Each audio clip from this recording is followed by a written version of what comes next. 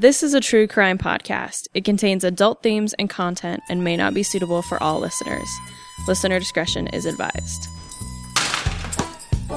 When a guard would stop and talk to you, you used to stand back and you would yell so people could hear what you were saying to that guard as they walked by or within the vicinity. But he knew what a convict was going to do before they thought of it themselves. He'd just been around that long, and he was tough. They'd find Sprocky in about every conceivable place you could imagine, which we would, of course, dump. They'd wait until everybody was locked up, and he would open his door and run down to cell one and get a bugler can full of Sprocky and take it back to his cells. She had a kind of a hypnotic power. There were a great many wild cats around the penitentiary, and most people couldn't get near them. But she would stand in the doorway of the cell house and say, "Kitty, kitty, kitty," and those cats would go to her. Welcome back, folks, to another episode of Stool, Pigeon Saturday. Today I have a special guest, Franziska Borders. Hi. Hi, thank you for coming. Francie is the adjunct of German at Boise State University. And a little background to this interview. While researching episode 30 of the podcast, the story of Henry Hermann Christopher Wilmbusse Would be the German Thank you. way. Number 852. He was the one who killed Judge J.C. Brady in 1901 in Rathdrum, Idaho, for sending him to the state asylum because he claimed he could cure all disease with hypnotism, and he ended up serving a life sentence in the Idaho State Penitentiary. He ultimately served 35 years and 11 months before his death at the prison. While going through his file, I actually discovered a censored letter and discovered it was not a typical letter. This was actually written in German, and I took about 3 years of German in high school and thought, I can handle this. No. Quickly discovered I could not decipher really a single word in it. That's because it's in an older form of German. And so I reached out to the Boise State University Department of World Languages, and they directed me to Francie here to translate this letter. So welcome to the show, and thank you for all your work and time. Thanks for having me. Yeah. Thank you. Can you kind of share a little bit with our listeners, a little about your background and how you came to Boise and began working at BSU? Yeah, so I was born in Germany in 1979 in Altenburg in the state of Thuringia. Lived there till I did a foreign exchange year at Meridian High School in 1997 to 1998. Went back to Germany because I got my high school diploma here, but you can't go to university in Germany, so I had to repeat my senior year. And then went to university and stayed in touch with my host family. And I was complaining about that I was losing my English. And then my host mom put me in contact with someone she worked with which ended up my husband worked for her and was going to move to Germany for a year. And she put us in contact and we met.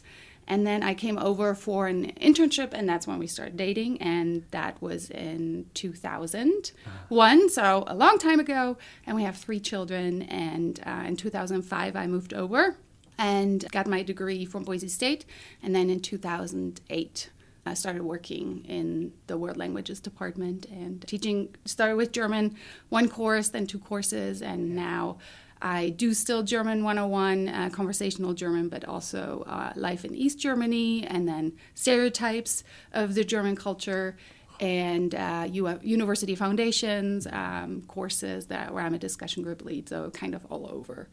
And I do translations on the side, and from time to time, I would say once or twice a year, I get these kind of translations, because you actually have to have 2 translations, like Old German to Modern German, to then English, because it's quite difficult because the writing is so different.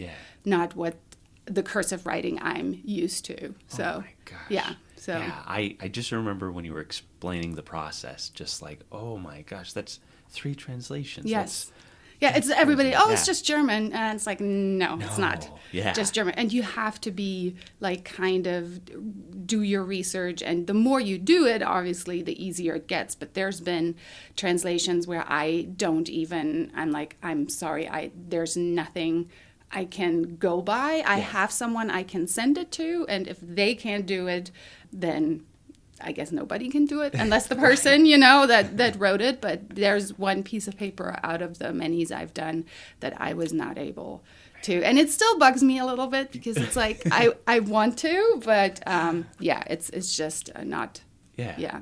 That's decipher. You can't decipher. Yeah. As historians at the site, that's the same thing where it's like, what happened? Mm-hmm. Why is there nothing here? This letter was that for me. Like, there has to be something in this letter that I have to know what it says. Yes. And, because you don't have a date. Yeah. We have one name, but we don't have the writer's name. Yeah. But when we continue talking, you'll see that actually you can narrow it down year-wise and month-wise. Yeah. But there's no date, there's no town, so we know it's in Germany somewhere, but where in Germany? I guess where there is a factory, but there were a lot of factories in Germany at the time. So, it's but really, really fascinating what is actually then in the letter, which we wouldn't know if there wasn't the translation. Yeah. So, yeah. And you grew up in East Germany? I did. Okay. Yeah. Altenburg, which is about 3 hours south of Berlin. All right. And what was that like?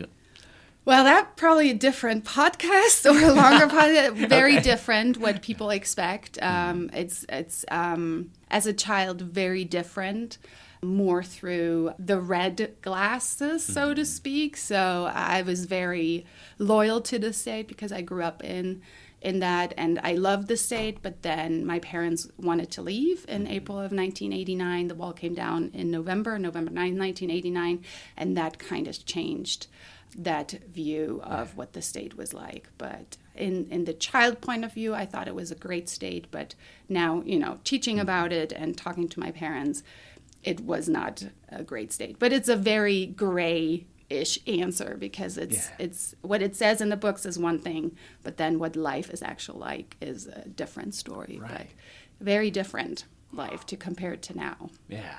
Would you have been able to, if the wall had not come down, would you have been able to still study abroad? Okay. No. Wow. Well, if it was communist, so Yeah. you could, and if you were good, Gotcha. and if you possibly joined the party, the Socialist Unity Party, you could go to like Moscow and Hungary and Czech Republic and Poland. Those communist states, Cuba, you could go to. Okay. But under very specific circumstances, you could go to the West, but only by yourself, never with your family. Or you were retired, then you could visit your family in the West. But working at the university, married with children, they would only let you go by yourself. And then it happened that sometimes people would not come back. So that did happen. Yeah. But luckily for my family, the wall came down, and I don't think I'd be sitting here otherwise. Yeah. Well, I'm glad we could make this work. That's Yes, great. me too. Well, that's fascinating. And there probably is a whole podcast and radio show all about that. But today, could you provide us a little overview of the evolution of this written German language and how this letter differs from modern German? Okay, so I had to look it up, that history, because I'm not that familiar. I know there's a difference. But so it goes back to the current script. It's Kurrent, so current, which goes back to the medieval ages. And then they used that since the 16th century. So they would have that cursive and Latin cursive. And often in those documents, you see the Latin cursive where it's like the cursive we know. But then everything else is in that Sütterlin handwriting.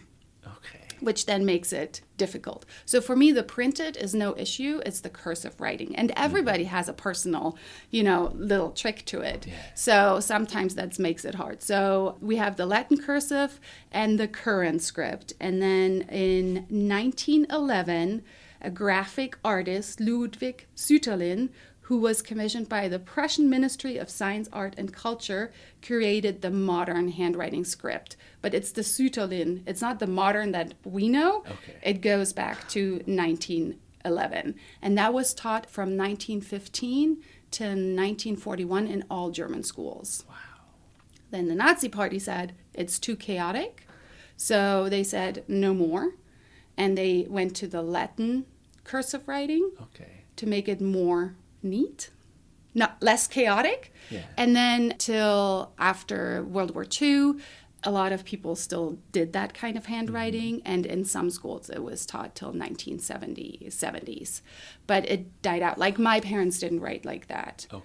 And my grandparents kind of. So I actually have 2 cookbooks from my great-grandmother that my dad just brought over, and it's that Sütterlin handwriting. Okay. So the interesting thing is the title of the menu, the recipe, is in the Latin script, but then everything else is in that Sütterlin handwriting. But so I'm trying to figure out what she was saying. I know the recipe, what's it about, like mashed potatoes, or I don't know, typical German food, or a bread or something like that.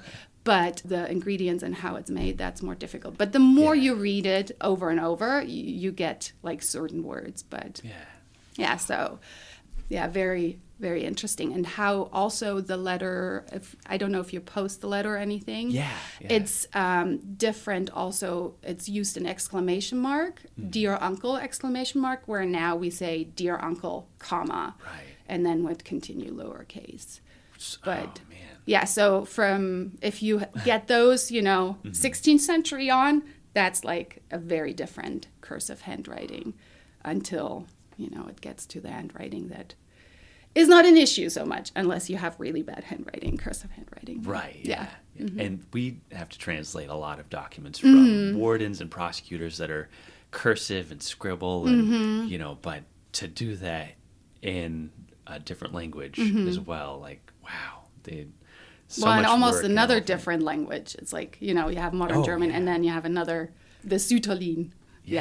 Would the spoken German be the same? So as I will read it, so the way he talks is from, I would say, a different century. Gotcha. Okay. Just the kind of, and I kind of underlined it. I wouldn't talk like that. Okay. So it does sound like my not even my grandparents or my great-grandparents would have talked. It's just a different kind of.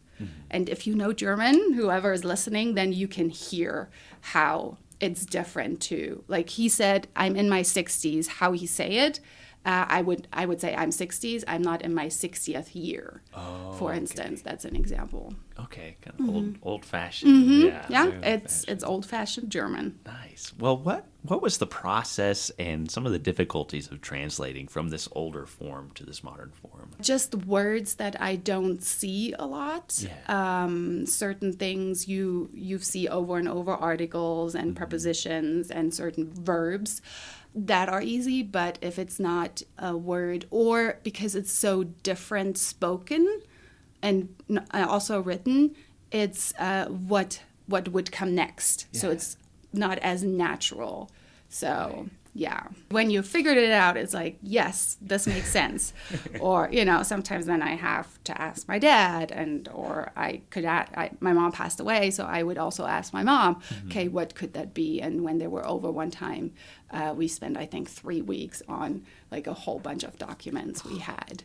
There was one piece of paper where the owner of the paper, she thought it was a baptism poem, but it turned out it was a poem that a school friend of her ancestor had sent because the child had passed away. So it was really interesting to find out what it actually was, but it wasn't what she had hoped. It was something sad, but really interesting to find out what it then truly is. So the process is you trying to read out and you translate, and then you kind of highlight the words you don't, and you try not to spend so much time at first, and then trying to get what makes sense, and then you look more deeper into, okay, what could this mean? And then like making it smaller and bigger and kind of trying to see what could be, because we have different letters. We have like the SZ, which is as sharp as, it looks like a B with a tail, and then the 3 umlauts, the Ü, the E, and the Ö. So you kind of can tell, but then also we had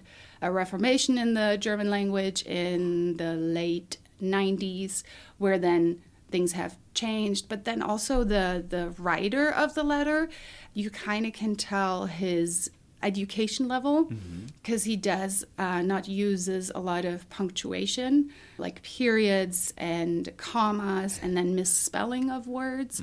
So it kind of can tell you where he is educational wise. And the letter also says he worked in a factory, so he did not go to university. He probably had, and this is just my assumptions about him, he works at a factory. On Sunday he goes to church, so he was religious. Doesn't tell us what church, but if it's Catholic or Protestant. But a lot of is in this letter that he doesn't say, I'm, this, and that, but we can tell from the letter. But then when it's in German, in modern German, then translation into English, and that's fairly quickly and easy. But the first translation from the Sütterlin script to modern German is the one that's really time-consuming and hard. Do you have kind of like a big graph with all the letters? I have different letters, because the Sütterlin, they put a lot of variations under it. That's not just that one. It just had developed, it's Sütterlin. There's other variations of that. So it's just I have like specific, I have a uppercase, lowercase, different time periods. That kind of compares, and then if I'm really stumped and can't, then I'll send it to someone in Germany, and they do that as a living. So she does a lot, and helps me out. Because then there's some things I probably couldn't have done, and then she's like, for sure can translate it and help me out. So that's good to know. I used to use my aunt, who works for the state water company, and they have a lot of records, and she knows someone. So I would send, but if it was pretty big, I didn't want to send that to her. It's just a word. But if it's like a lot, then I didn't want to. But I found, like I said, I found someone that helps me out in case I can't figure it out myself. Okay. I like kind of going back to his education. Prisoners here, all letters that were written in English would be censored. So that's why we have this.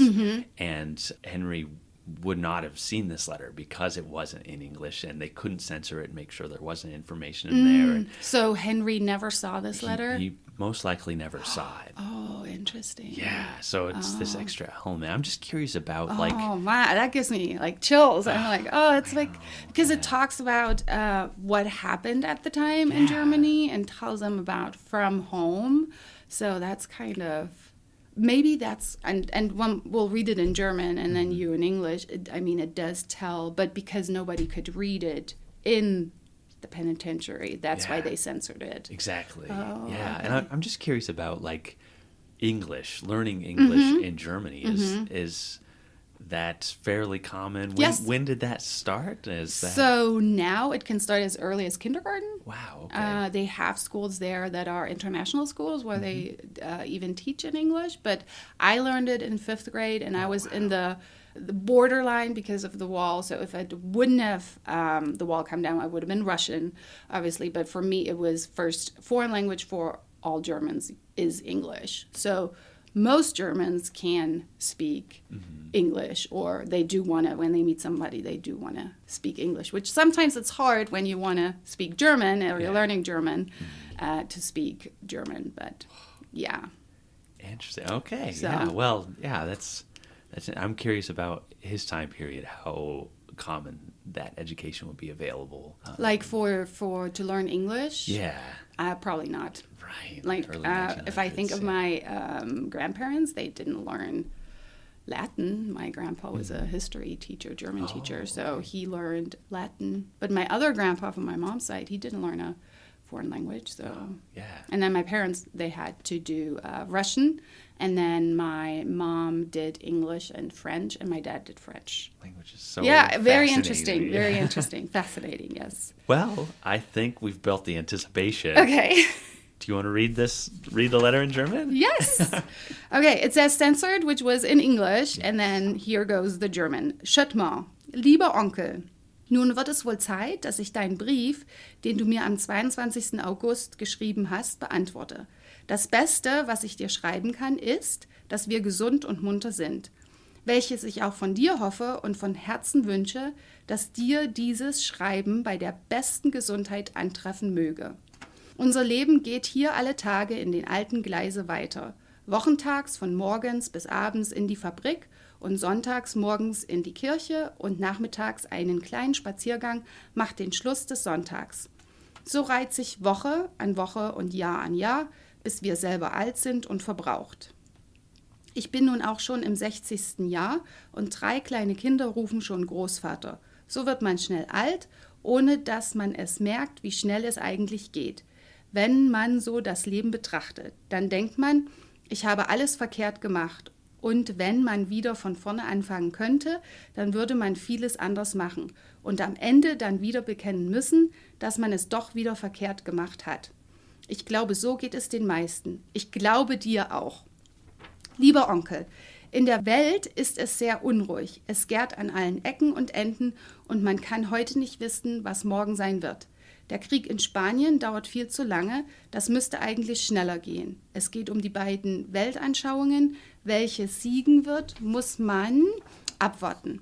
Hier in Deutschland ist alles ruhig. Parteihader gibt es hier nicht. Hier geht es um die Juden. Die sind nicht so gut dran, weil sie gemieden werden und dadurch nicht mehr so gute Geschäfte machen können wie sonst. Zu Leide tun oder gewalttätig gegen die Juden sein darf keiner. Aber weil sie nicht mehr das Ansehen haben als früher, fühlen sie sich gedrückt und zurückgestoßen, so wie die Auslandzeitungen darüber schreiben, ist es Gott sei Dank nicht. Sehr viele von den Juden wandern ja auch aus, nach Palästina, nach Afrika und auch viel nach Südamerika. Wie es dann da? Wird da auch viel über Deutschland geschimpft? Glaub ja nicht, dass es alle wahr ist, was die Zeitungen bei euch schreiben. Lieber Onkel, nun fängt wieder Winter an, die unangenehme Jahreszeit. Hoffentlich brauchst du nicht zu frieren und hungern, denn alte Leute haben nicht mehr so viel Warme als junge. Und nun gratuliere ich zu deinen Geburtstage und wünsche dir fröhliche Feiertage. Lebe wohl. Wow. Wow. To hear that, like thinking. And that's tricky because his German, like I said, is old-fashioned. So, yeah.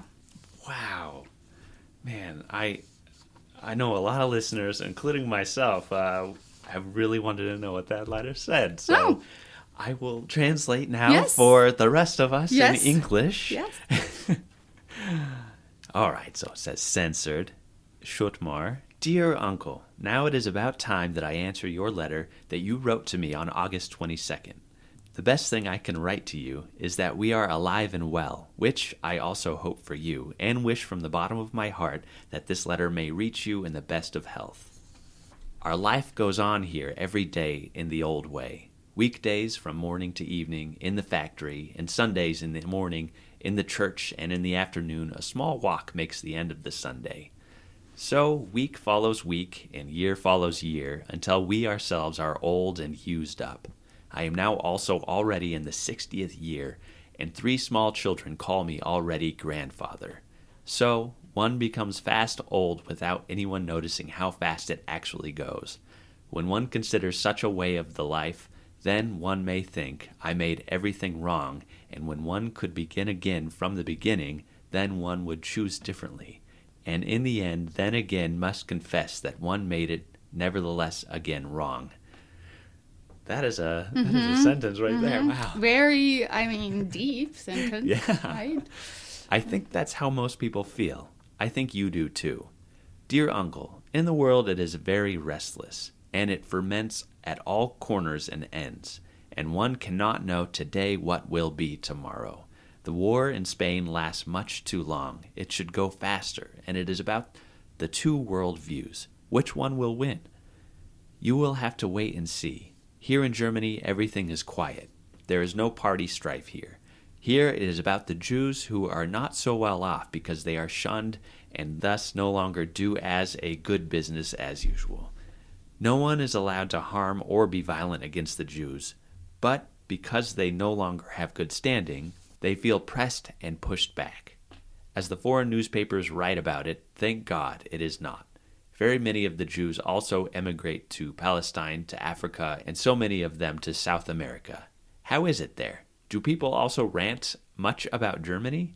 Do not believe that everything true what the newspapers there write about Germany. Dear Uncle, now winter begins again, the unpleasant season. Hopefully, you do not need to freeze and hunger, because the old people have no longer as much warmth as the young. And now I congratulate on your birthday and wish you happy holidays. Farewell. Mm-hmm. It's so sweet, and there's so many like really nice, kind of profound thoughts about time changing, and I haven't spoken to you in America. I'm 60. I'm a grandfather now. You're my elderly uncle in his 80s. Like I'm imagining that's around the time period. I would think so. I mean, in his 80s, and then he talks about his birthday. So his birthday must have been in December. Yeah. And I looked up the war in Spain was from July 17, 1936 until April 1st, 1939. A lot of Jews immigrated at the end till 1937. They were allowed to do that. So that puts the letter either December 1935, 36, 37, somewhere in there. Yeah. Which is so fascinating that the letter without a date does tell us that he did put that in there. I mean, when we think about writing letters, whoever still writes letters, I mean, would somebody else could... Right. Maybe we should put more if we write letters, give, Anyway, but I mean, he puts so much in there. And how truth, like, gives his uncle point of view what's going on in Germany at the time. And must know something or I think... say it's not as bad as the foreign newspapers say it, but does Germany just tell their citizens that, whatever they say outside of here, it's not true, but was it actually true? So, but yeah. So like the Spanish Civil War is going on and the Civil War in Spain. And then when did the Nazi Party come to 1932, but then their laws for Jews in 1933. Okay. But they are first tried to get them out of the country. So that's why until 1937 they were allowed to immigrate. But if you watch documentaries or other movies, Generation War is a good one. The German Jews didn't believe that could happen to them. Yeah. Fighting one-on-one, shoulder on shoulder with other Germans in World War I, they just didn't believe that the Germans would do that to them, and that's why they stayed there. Said, "I'm German. Why would I leave?" So wow.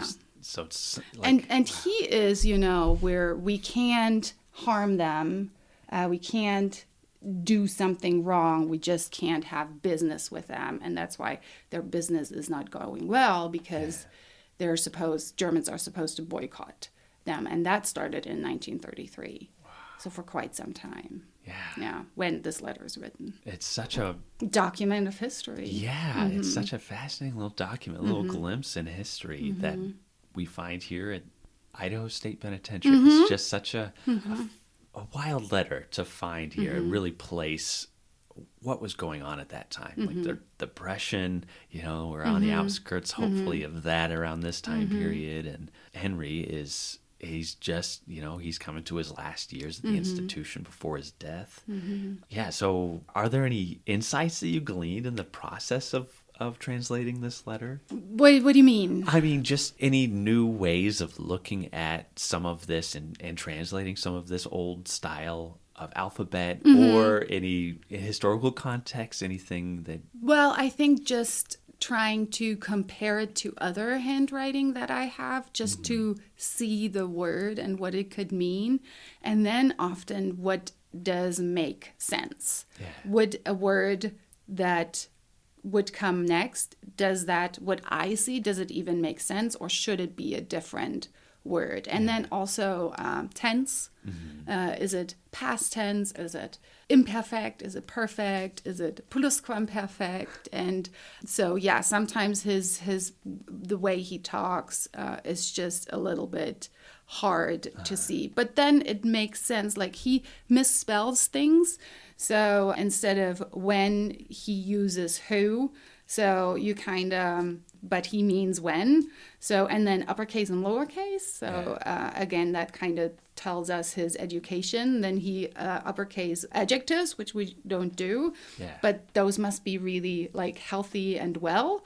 It's just interesting, but to see also what historically is going on. So, I mean, he worked for a factory Monday through Saturday and was God loving and goes to church, and then he takes a walk. Very common German. Probably Protestant, Lutheran. I mean, we'll have to figure out the Schöttma where that comes in. It could be a name.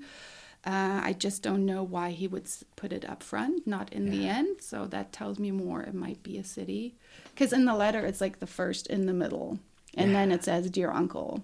I don't know. Do you post anything in the podcast? Yeah. So they can see the letter. Yeah. And unfortunately, I don't know. In Germany, you would say "Lebe wohl," so farewell. That's kind of like we would say with friendly greetings or all well, alles Gute. He's almost saying goodbye to him, like in a I probably won't hear from you again. Lebe wohl.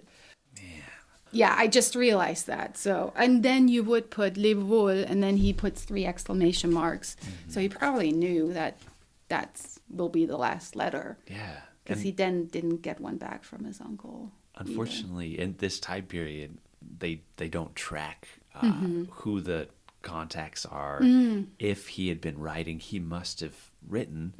He did have some other siblings in the United States that came to farm that were in the Midwest. So I don't know if maybe he was writing to them and then they were writing back home to Germany, and that's how, this nephew found out. Or how they gave it to him, because you don't have the envelope where it... Exactly. Okay. Yeah, it was just the maybe they letter sent it to the sibling, and then the sibling gave it to the penitentiary, but obviously the uncle didn't get it. Wow. Yeah, a lot of information, but very interesting. So always. Cool. Very cool to get a piece of history from that long time ago. Yeah. Thank you so much for putting all this time and effort into this. And yes. Yeah, you can't put really like say it takes, you pay this and much for the hour.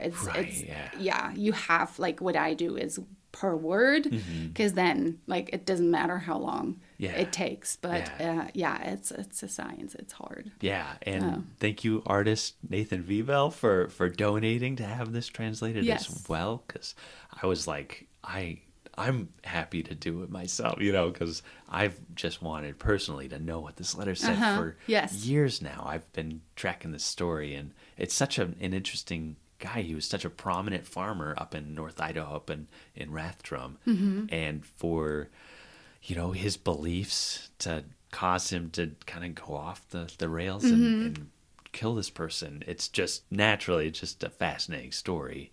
And then to have this mysterious letter on top of everything else, oh man, it just feels so good to have this kind of and worlds apart. I mean, there were really worlds apart. So thank you for letting me do this and get a little glimpse of that time in Germany, and not just from history book. That I think makes it really truly interesting, like what really life was like at the time. So thank you. So unique. All right, well, we kind of have a tradition here. If I were to say "do your own time," how would you respond to that? Oh, you got me. Do your own time. That's English. I am like, do your own time. Okay, I will. Question mark? I don't know. That's with sayings in German and English. We have that too. So that I'm not familiar. How do you spell that? The do. D-O. D-O. Yeah. Do your own time and do it well. And do it well. That's great. Our kind of phrase here, it's the convict code. So kind of how prisoners acted. They don't get involved in other people's business. They don't, they're doing their own time. They're doing their own number, and they don't get anyone else in trouble. They don't see anything. If they see something bad going on, they aren't going to snitch or anything like that. So we say, do your own time, do your own number. Is there a way to say that in German? Mach dein eigenes. Do your own. Yeah, I like it. Mach dein eigenes. Mach dein eigenes. Mhm. Very good. Yeah. Well, Franzi, thank you so much for being on the show. You're welcome. Thank you. Do your own time, do your own number. Thank you, everybody. If you enjoyed Behind Gray Walls, please rate, review, and subscribe on your favorite podcast app so you never miss an episode. Not only do we get to hear your feedback about the show, but it helps others find us as well. If you're interested in finding out more about the podcast and to see mugshots of the inmates featured in today's episode, follow our Facebook group at Behind Gray Walls Podcast. And we have a podcast Instagram as well. You can find us on Instagram at Behind Gray Walls Pod.